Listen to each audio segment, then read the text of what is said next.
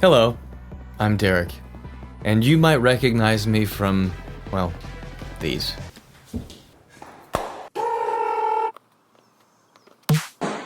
Let's see if this sounds good. But today, we're gonna take a more serious approach. Maybe. Using the Slate VMS. Okay, so as I mentioned in the intro, I'm gonna do something a little different today other than my usual ridiculous antics. Today we're gonna do a null test on the Slate Digital Virtual Microphone System's Blackbird Studio Expansion Pack to really get in there and have a good listen as to what's really going on under the proverbial hood of this system. As a matter of fact, I'm using one right now, and it is the 251 model at about 140% intensity. Really crank that curve up. And our vocal victim for this test is a really amazing artist I work with out of Atlanta named Iveen. We used the Slate VMS system, mic and preamp, to record her vocals for her latest single, Orion, so it's just a perfect excuse to really dig into the Blackbird expansion pack using that same vocal track, that same program material. So, before we begin, what's a null test? Well, essentially a null test is the practice of taking some program material like vocals or anything else, doubling the program material, and then flipping one of the channels 180 degrees out of phase at the audio clip level, while both tracks are at the same volume level and pan to the exact same position, usually just up the middle. Now, you could do this with an EQ as an insert and just hit the phase flip button, but I prefer to do it with the audio content itself. That way, I'm assured that by no means is any other kind of processing happening other than the processing I'm trying to test. So, when the phase has been flipped, the in-phase and out-of-phase audio clips should cancel each other out. And what's left is the sound or the effect of the remaining processing.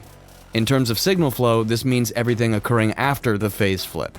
And just as a note here, for this to truly work, all of the processing occurring in the test should be the exact same on both tracks. Exact same settings, exact same signal flow position, all that. Alright, let's jump in here. First of all, let's give this a listen. Let the waves take over. It's out of my hands. Let the waves take over and put us on the path of Orion. Sounds good. That's just the Slate mic by itself, nice and clean. So you saw earlier in the video, we'd already flipped the phase on these tracks, so we should be good to go here. Now, I'm gonna go ahead and turn on the VMS system on both of these right now. I'm just going to turn it on one for just a second and unmute this just so you can hear what's happening. Let the waves take over. It's out So again, of my hands. we can hear pretty much everything that's going on right now because the settings are not the exact same as I was saying in the beginning of the video on both of these tracks. Right now I have one of these on and one of these off over here. So let's turn them both on and now let's listen. Right now we are on the 47. Let's check it out. Knoll Test.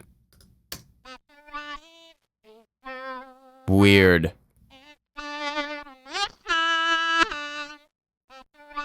Isn't that interesting?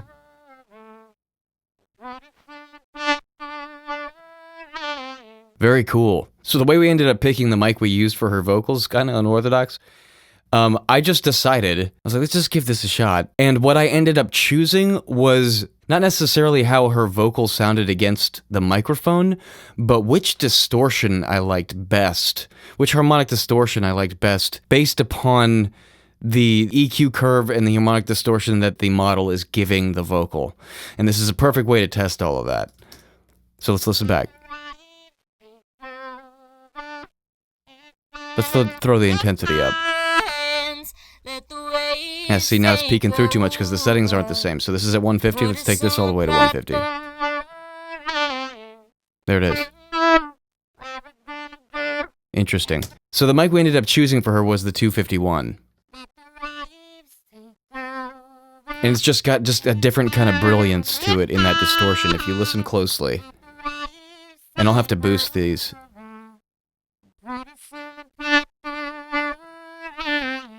Back to the 47.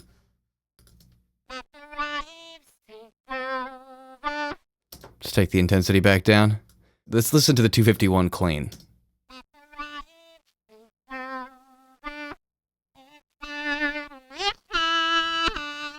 Very interesting. So let's listen to the 67.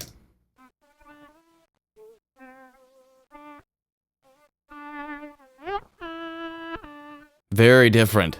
Not nearly as bright distortion. A lot more mid-rangey. Low mids. Let's do the C12.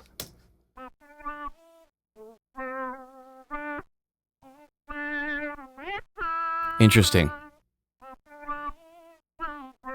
Similar to the 67, but with a boost in the, like, I guess the 2K range?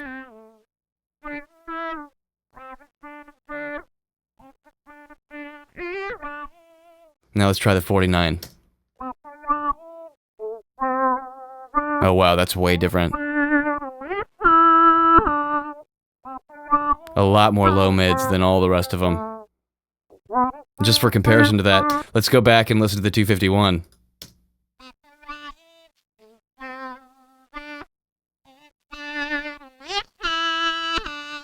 It's wild, right? It's so much brighter. And honestly, these things are reflected in just changing the mic itself on the vocal, but I just decided one day just to give it a shot and just listen to just the distortion and pick the mic based on how I liked the sound of the distortion. I know that seems kind of weird and maybe not as applicable as it might be in other scenarios, but we ended up going with the 251 and the vocal sounded great, just based upon the distortion. We just liked that distortion for this vocal. All right, and for the grand finale here, why don't we go ahead and just mute the inverted track, and let's just listen and A-B the 251 on and off of this vocal. Let the waves take over. It's out of my hands. Let the waves take over and put us on the path of Orion. Don't know where we're gonna go, if we're gonna find our way. Let the constellations put us on the path of Orion. Sounds fantastic. Thanks for listening, everybody.